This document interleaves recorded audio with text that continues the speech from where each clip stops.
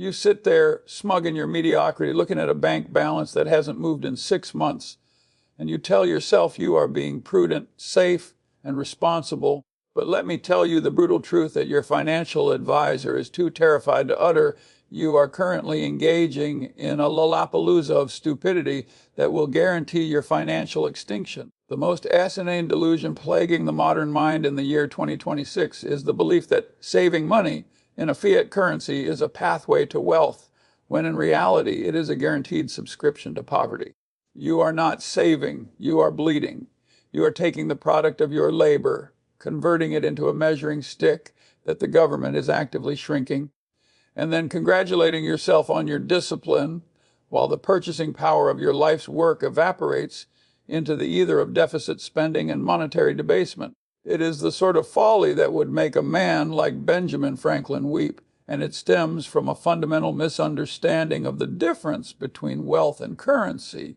Wealth is the ownership of productive capacity, the claim on future goods and services, and the possession of assets that compound over time, whereas currency is merely a medium of exchange that is designed by policy and by necessity to lose value so that the wheels of commerce keep spinning and the debts of the state can be paid back in cheaper coin. To save money in 2026 is to bet against the history of every fiat currency that has ever existed, and let me assure you, the graveyard of paper money is vast and undefeated.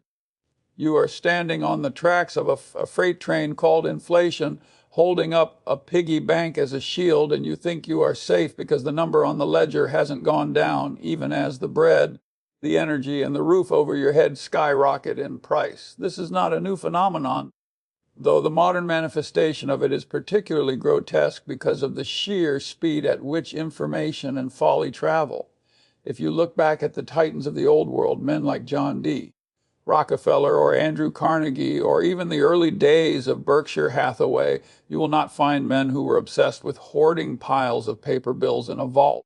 Rockefeller did not become the master of the oil industry by keeping his capital in a low-yield savings account. He became Rockefeller because he understood that money is a tool to be deployed, not a trophy to be polished.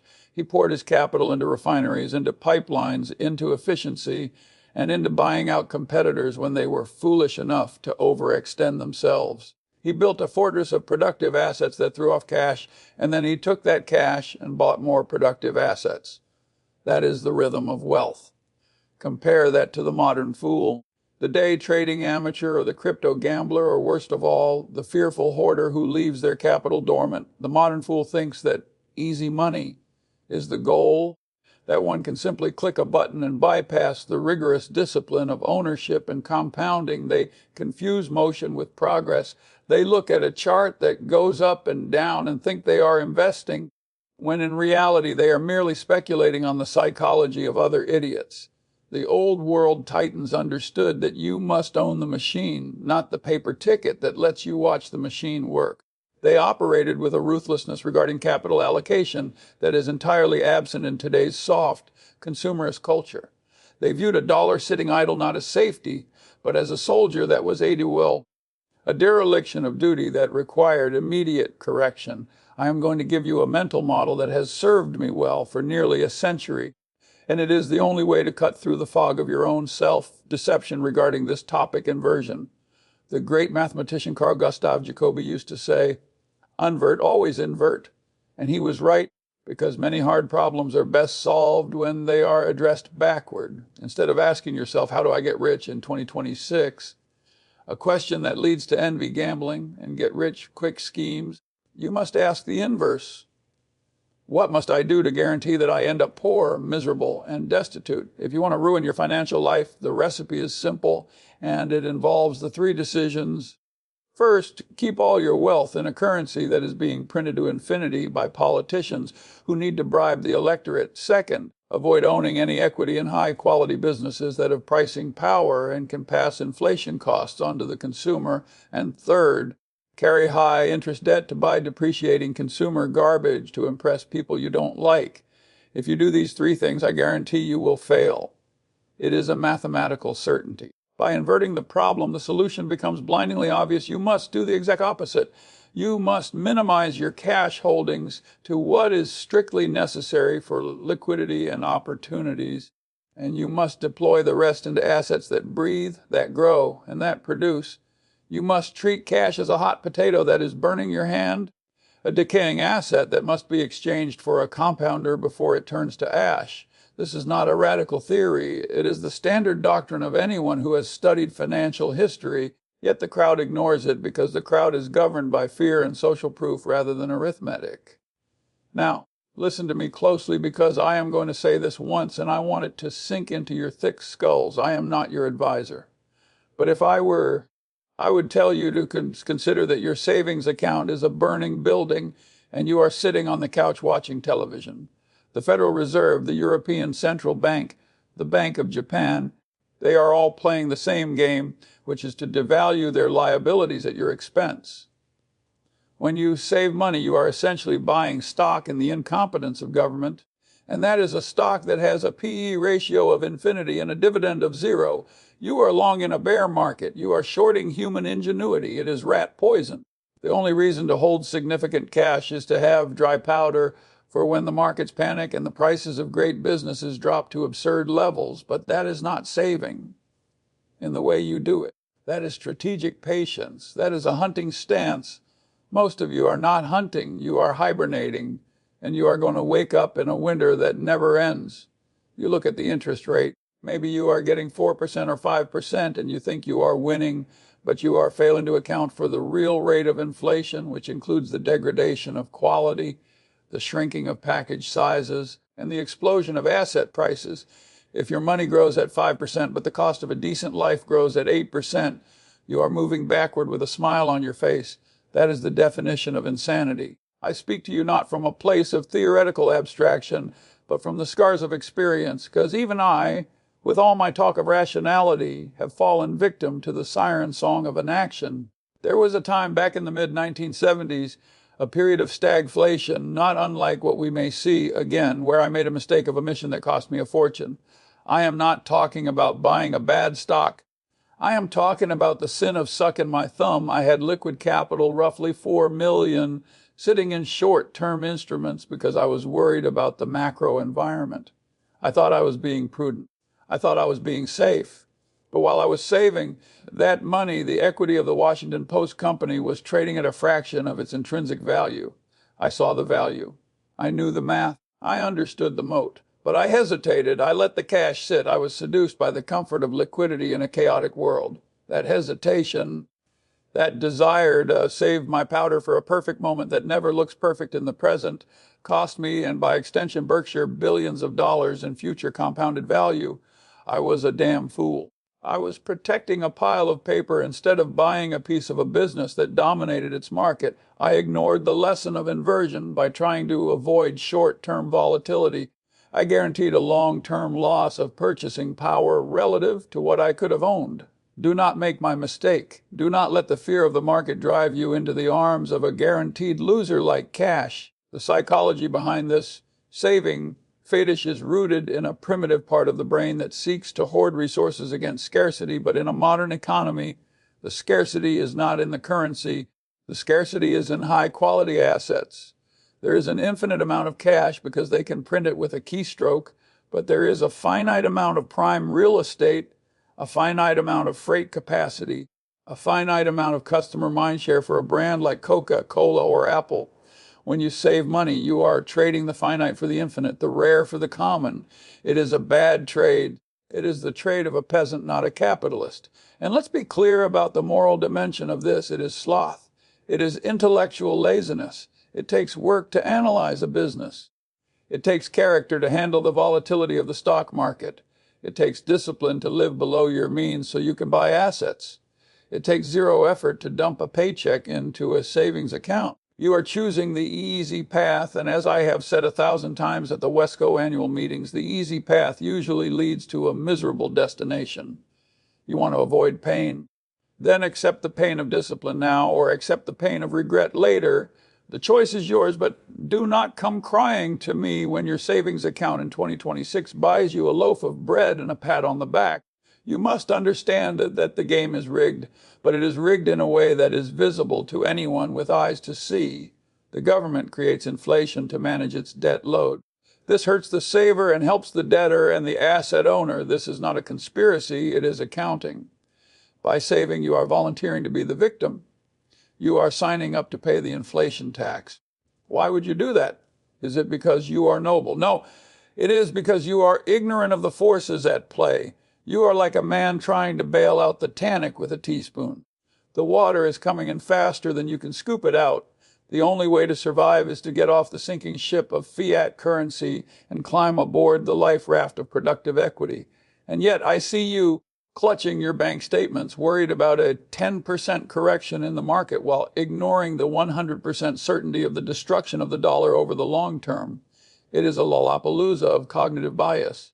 You overweigh the risk of loss in the market and underweigh the certainty of loss in cash. You are loss averse to the point of self-destruction.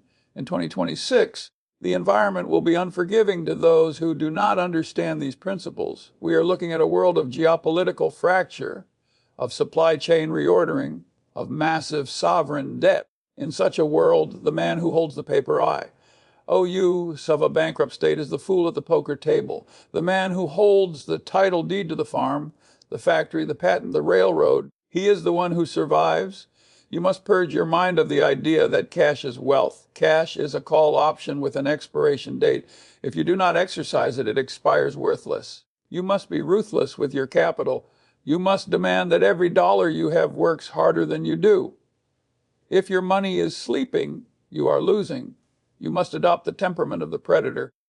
Not the prey. The saver is the prey. The investor is the predator. Which one do you want to be? The choice is stark and the clock is ticking.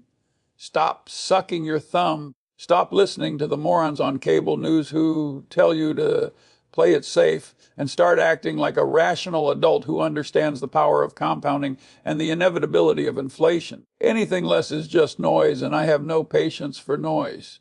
You treat time as if it were a commodity in infinite supply, a sprawling, endless river that you can dip your cup into whenever you please. But this is the most dangerous form of accounting fraud you will ever commit. You are biological entities with an expiration date, and every day you leave your capital sitting in a stagnant pool of savings.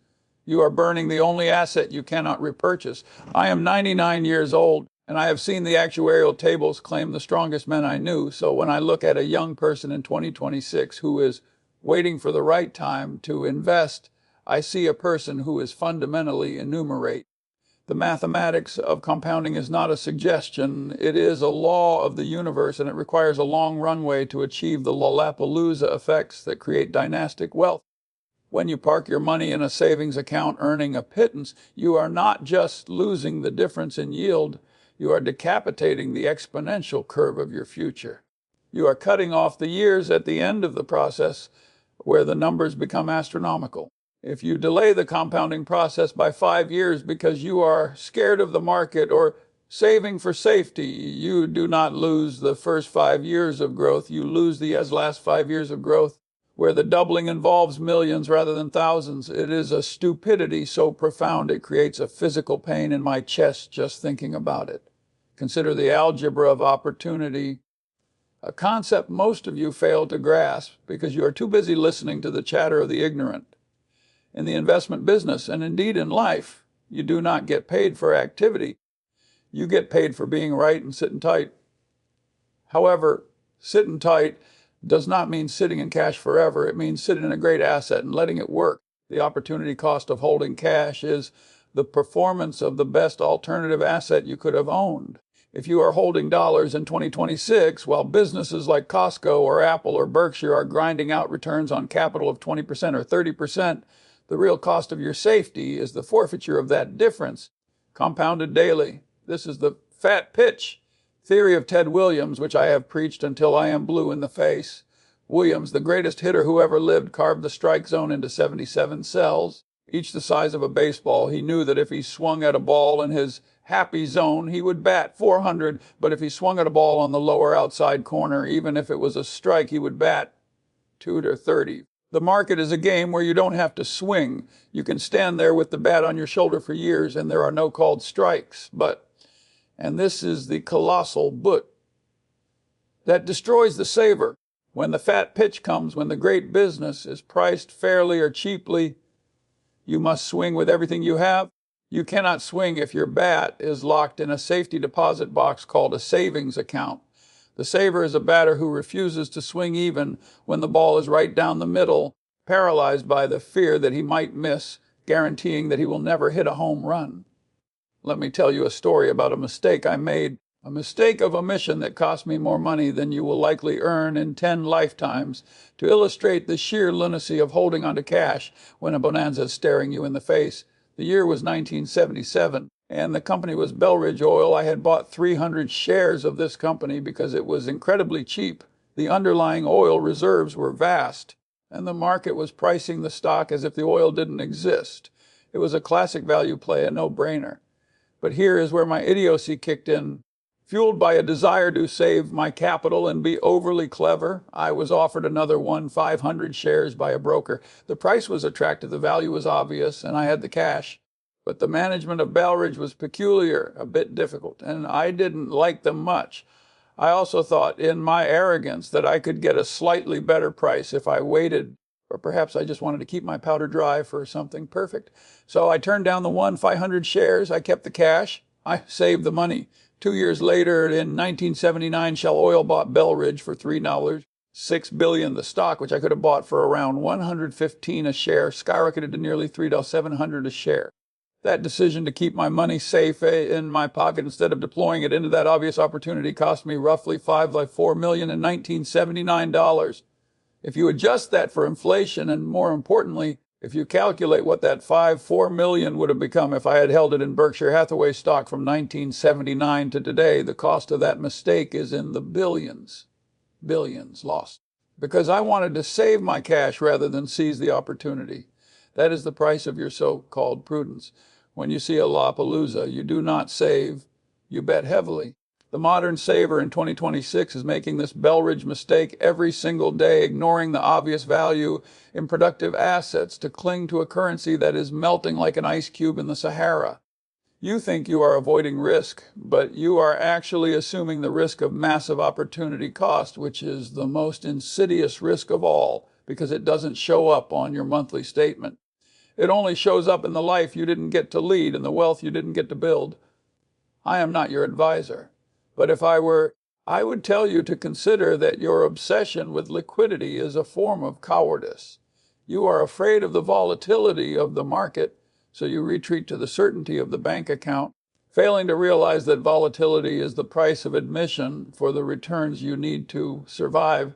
You are like a man who refuses to plant crops because he is afraid of the rain, so he starves to death in a dry cave. The algebra is simple. Cash yields a negative real return. Great businesses yield a positive real return. Over a timeline of 10, 20, or 30 years, the gap between those two lines is the difference between freedom and servitude. You are choosing servitude because it feels safer in the short term. It is a psychological defect. You must invert your thinking. Instead of asking, what if the market crashes? Ask, what if the market doubles and I am holding nothing but paper?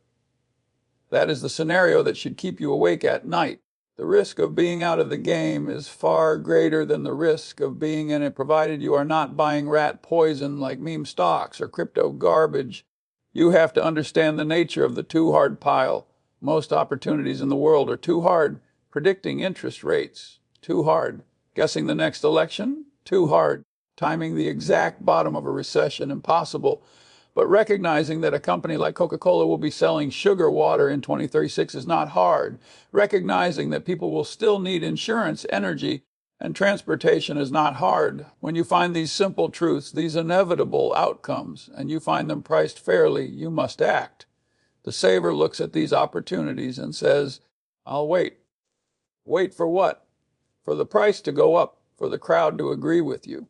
The crowd is a collection of emotional idiots. If you wait for their approval, you will be buying at the top. The time to stop saving and start owning is when the math makes sense. And in 2026, with inflation eating your liver, the math for holding cash never makes sense.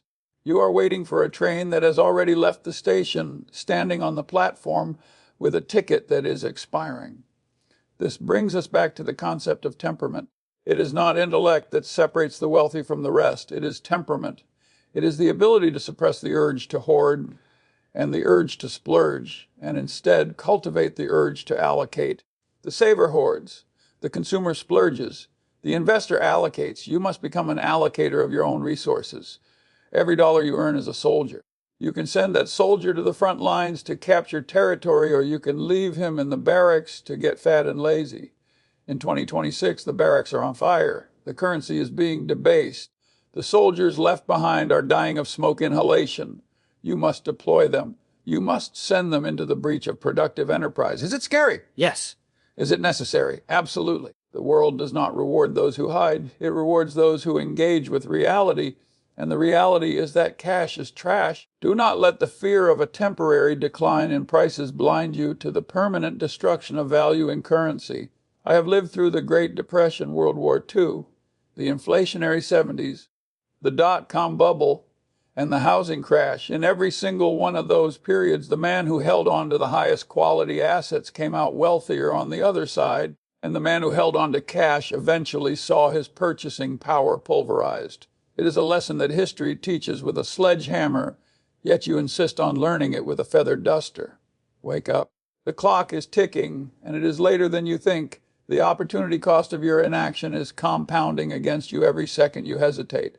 Stop saving, start owning, or prepare to be the financial equivalent of a dinosaur looking up at the meteor, wondering why the sky is getting so bright. The landscape of modern financial advice is a sewer of misinformation, polluted by a parade of charlatans, mimics, and empty suits who possess what I call chauffeur knowledge. And if you listen to them, you deserve the poverty that is coming to you.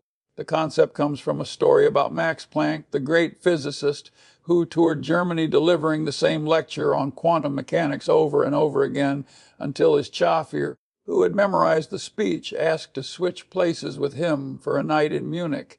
The chauffeur stood on stage and delivered the lecture perfectly, mimicking every inflection and gesture of the master. But when a physicist in the audience asked a probing question, the chauffeur was exposed as a fraud who knew the names of the concepts but understood absolutely nothing of their substance. Turn on your television, open your YouTube feed, or scroll through the toxic waste dump of social media in 2026, and you will see an army of chauffeurs. They are articulate, they have good hair, and they use confident tones to tell you to save for a rainy day or buy the dip in some speculative garbage, but they possess zero true understanding of capital allocation or the mechanics of value. They are reading from a script written by advertisers and engagement algorithms. They are financial harlots selling you the comfort of conventional wisdom because it is easy to sell, not because it is true. You must develop a ruthless filter for this noise, a mental trash compactor that instantly incinerates the opinions of anyone who does not have skin in the game or a track record of multi-decade survival. These pundits tell you to save money because they operate on a short-term incentive structure where their goal is to keep you watching until the next commercial break, not to make you rich over 30 years. They prey on your fear. They know that save money sounds responsible, just as eat your vegetables sounds responsible, but in an environment of monetary debasement. Telling someone to hold cash is like telling a drowning man to drink more water. It is malpractice. You must retreat into your circle of competence and stay there with the stubbornness of a mule. You do not need to be an expert on everything. You do not need to understand cryptocurrencies, biotech startups, or the macroeconomic implications of the yield curve in Japan. You only need to understand the boundaries of what you know and what you do not know. If you do not know how to value a business, then buy a low-cost index fund and shut up. That is a valid circle of competence. But if you think you can dance in and out of the market based on the screeching of a 24-year-old on TikTok who has never seen a bear market, you are stepping onto a landmine. The saver is often someone who has no circle of competence, so they default to the safety of cash, unaware that they have chosen the one asset class guaranteed to lose value.